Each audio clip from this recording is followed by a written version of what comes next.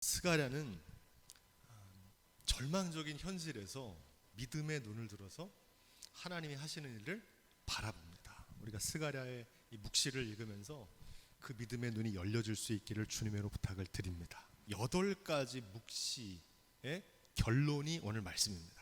스가랴가 본 이 8가지의 모든 묵시의 결론을 정리하면 2가지입니다. 하나는 거룩한 하나님의 성전을 재건하시겠다는 겁니다. 또 하나는 뭡니까? 이 성전 재건을 누구를 통해 하시겠다는 거예요? 누구를 보내시겠다는 겁니까? 메시아, 기름 부음 받은 하나님의 사자를 보내서 그 일을 감당하게 하시겠다는 겁니다.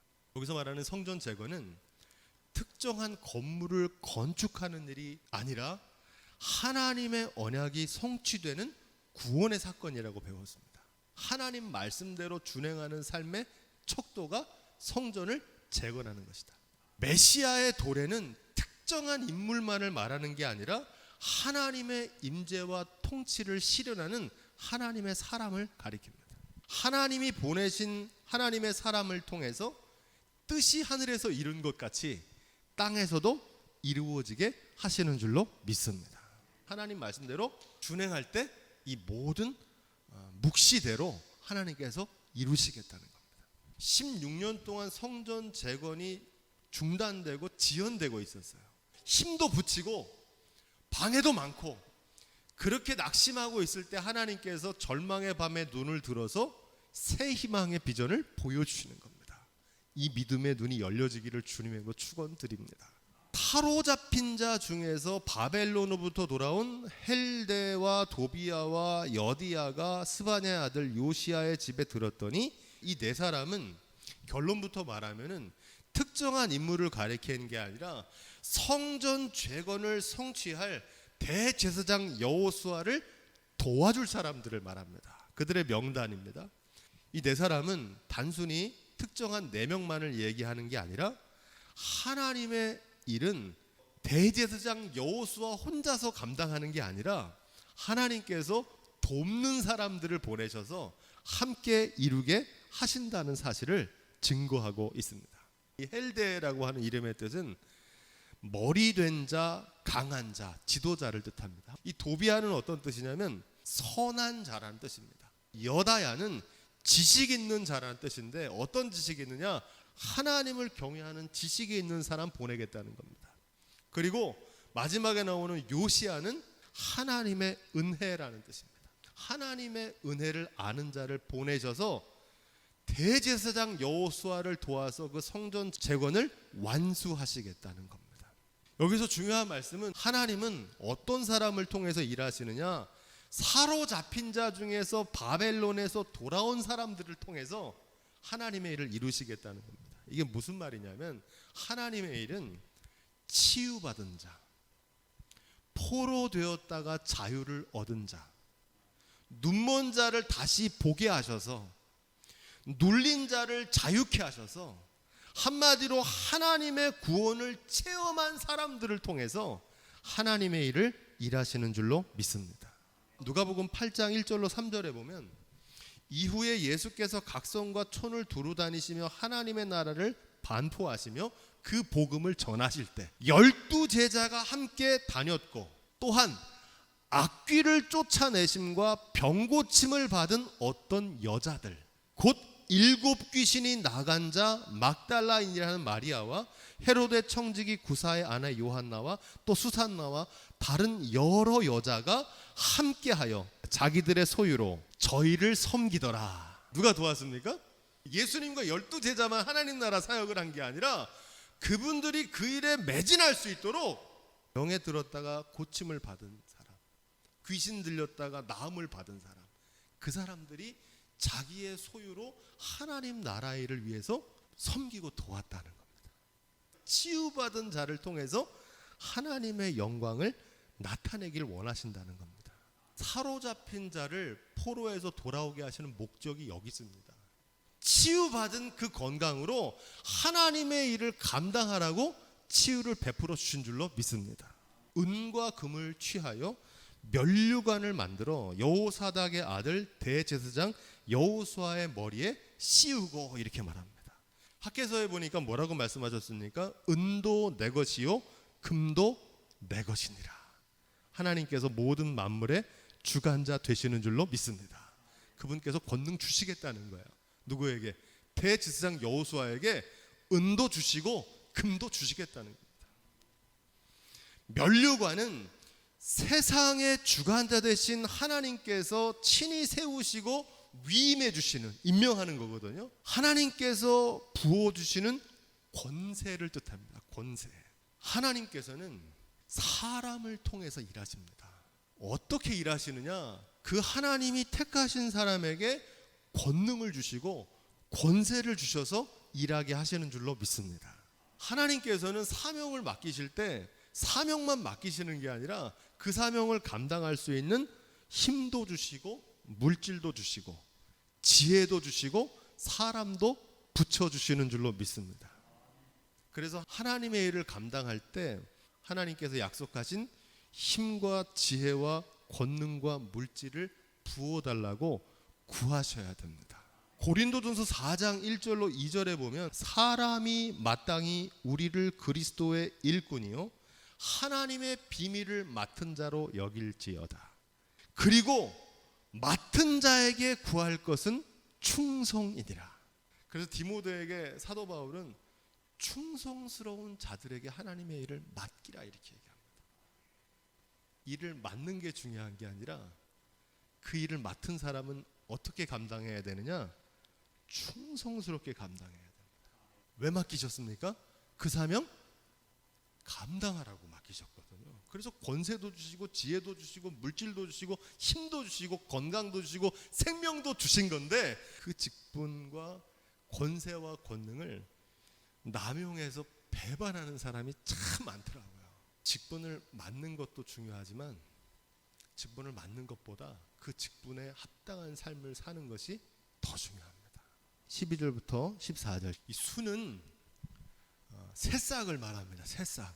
이 수는 뭘 의미하냐면 절망에서 피어난 새 소망을 뜻합니다. 죽은 것 같은 나무 가지에서 새 생명이 일어나는 것을 말합니다. 이사야가 전한 새 희망의 그루터기입니다. 이사야 6장 13절에 보면 이렇게 되어 있어요. 밤나무, 상수리나무가 배임을 당하여도 그 그루터기는 남아있는 것 같이 거룩한 씨가 이 땅에 그루터기니라. 여기서 말하는 이 수는 1차적으로는 누구를 말하냐면 대제사장 여호수아를 가리킵니다. 뿐만 아니라 이 수는 대제사장으로 오실 예수 그리스도를 예표하는 줄로 믿습니다. 중요한 것은 자기 곳에서 돋아나서 수는 대제사장 여호수아와 영원한 대제사장 되신 예수 그리스도만 나타내는 게 아니라 자기 곳에서 모든 시대마다 저마다의 삶의 자리에서 돋아나서 하나님의 말씀대로 준행하고 하나님의 뜻을 이루어 드리는 주님의 몸된 교회된 그리스도인들을 가리키는 줄로 믿습니다. 이게 중요합니다. 하나님께서 저와 여러분들을 이 강릉시 노함동 이 언덕 위가 우리의 자기 곳이고 이곳에서 돋아나서 하나님의 뜻을 이루어 드리는 순으로 심으신 줄로 믿습니다. 그 순들이 일어날 거라는 거예요. 그들을 통해서 뭘 하게 하시냐? 여호와의 전을 건축하리라 이렇게 얘기합니다. 이 여호와의 전은 단순히 건물이 아니라 성소라고 말씀드렸죠. 생추어리. 이 성소는 어떤 곳이라고 그랬습니까? 특정한 건물이나 장소가 아니라 하나님이 거하시는 곳, 하나님이 임재하시는 곳, 하나님이 함께 하시는 곳이 성소인 줄로 믿습니다. 이 성소는 구약에서는 성전이고 신약에서는 교회가 이 성소입니다. 주님의 몸된 교회는 주님의 성령이 거하시는 곳이 주님의 몸된 교회입니다. 건물이 교회가 아니고 예수님을 그리스도로 모시고 교회의 머리 되신 예수님을 섬기는 것이 교회인 줄로 믿습니다. 그래서 고린도서 3장 16절은 뭐라고 얘기합니까? 너희가 하나님의 성전인 것과 하나님의 성령이 너희 안에 거하시는 것을 알지 못하느냐. 하나님이 임재는 하나님이 함께 하시는 동행이십니다. 하나님이 임재하시면 하나님이 동행하시는 거거든요. 함께 하시는 건데 이 동행은 준행이라고 말씀드렸습니다. 우리가 하나님 말씀대로 준행할 때 하나님께서 동행하십니다. 누구든지 하나님의 성전을 더럽히면 하나님이 그 사람을 멸하시리라. 하나님의 성전은 거룩하니 너희도 그러하니라. 솔로몬의 성전이 무너진 이유가 뭔지 아시겠죠? 하나님의 성전을 더럽혔기 때문에. 그래서 하나님께서 이 타락한 성전을 무너뜨리셨고 그 무너진 자리 위에 이제 말씀대로 준행하는 이들을 통해서 거룩한 새 성전을 완공하시고 마침내 구원을 완수하시겠다는 겁니다. 지금 이 말씀이에요.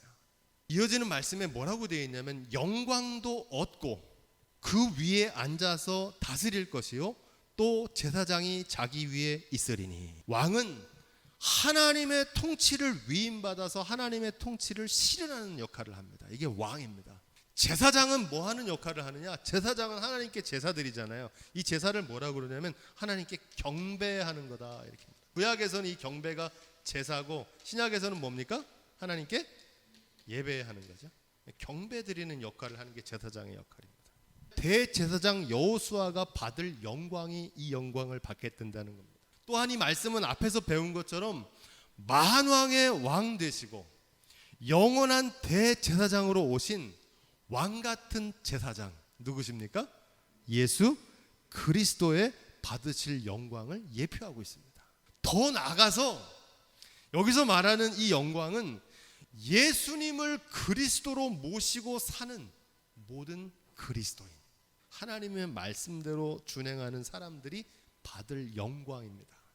베드로전서 2장 9절에 보면 오직 너희는 택하신 족속이요 왕 같은 제사장들이요 거룩한 나라요 그의 소유된 백성이니 이는 너희를 어두운 데서 불러내서 그 기이한 빛에 들어가게 하신 자의 아름다운 덕을 선전하게 하려 하심이라. 그러려고 우리를 부르신 거예요. 그런데 문제는 뭡니까? 소금으로 불렀는데 소금이 맛을 잃은 거예요. 그래서 권세도 주시고 권능도 주셨는데 그 역할을 충성스럽게 감당하지 않는 거예요. 그래서 솔로몬의 성전이 무너진 겁니다. 그리고 다시 스룹바벨과 대제사장과 여호수아를 통해서 이 새 성전을 건축하게 하시는 것은 하나님의 말씀대로 준행함으로 그들과 함께 거하셔서 그 본래의 영광, 왕된 역할과 제사장의 역할을 감당하게 하시려고 다시 성전을 세우셨다는 사실입니다. 하나님을 경배한다는 것은 하나님 말씀대로 준행하는 겁니다. 하나님의 말씀대로 준행할 때 하나님이 동행하시고 다스리십니다. 산상수훈 결론이 뭡니까? 나더러 주여 주여 하는 자마다 다 천국에 들어갈 것이 아니요 아버지의 뜻대로 뭐하는 사람? 행하는 사람. 그 사람들이 왕같은 제사장으로 영광을 나타내게 될 거라는 겁니다. 로마서 12장 1절로 2절에는 이렇게 기록합니다. 그러므로 형제들아 내가 하나님의 모든 자비하심으로 너희를 권하노니 너희 몸을 하나님이 기뻐하시는 거룩한 산제사로 드리라. 이는 너희의 드릴 영적 예배니라. 이렇게 기록합니다. 예배의 본질은 말씀대로 준행하는 겁니다. 교회 나와서 하나님의 말씀을 듣는 거로 끝나는 게 아니라 그 말씀을 듣고 저마다의 삶의 자리에서 그 말씀대로 준행하며 사는 것이 예배입니다. 지금 이 예배를 안 드려서 솔로몬 성전이 무너진 거고 이 예배를 드리게 하기 위해서 다시금 새 성전을 짓게 하시는 겁니다. 하나님의 말씀대로 준행하는 것이 삶으로 드리는 예배입니다. 이 모든 66권의 성경 말씀을 한 문장으로 요약하면 준행하는 거예요. 준행하는 거. 하나님 말씀대로 준행하면 하나님께서 동행하세요. 이어지는 말씀 15절 말씀 먼데 사람이 와서 여호와의 전을 건축하리라 이렇게 얘기합니다. 본래 이 전을 건축하는 사명 누가 맡았습니까? 포로되었던 이스라엘 백성들을 고국으로 돌아가서 그들에게 그 사명을 맡겼잖아요. 유대인들인데 택하심을 받은 유대인들이 그 사명 감당하지 않으면 택하심을 받지 못했던 이방인들을 일으키셔서 그들을 보내셔서 마침내 하나님의 역사를 이루게 하신다는 겁니다. 예수님께서 십자가를 지고 골고다 언덕을 올라갈 때 예수님이 힘에 겨워 넘어져서 쓰러지면 대신 지고 가야 될 사람 누구였습니까? 시몬 베드로, 수제자니까. 그거 하라고 수제자 삼은 거 아니에요? 그런데 시몬 베드로가 그 사명 감당하지 않고 도망치니까 하나님께서 그것을 구레네 시몬에게 맡기셨습니다. 구레네 시몬은 예루살렘 사람 아니잖아요. 멀리서 여행 왔던 사람이잖아요. 시몬 베드로가 하지 않으면 누구를 시키십니까? 구레네 시몬을 시키셔서 그 일을 하세요. 내가 사명을 던져버리면 다른 사람을 보내셔서 그 사명을 감당하게 하십니다. 하나님의 일은 그렇게 하세요. 선수 교체하신다고요.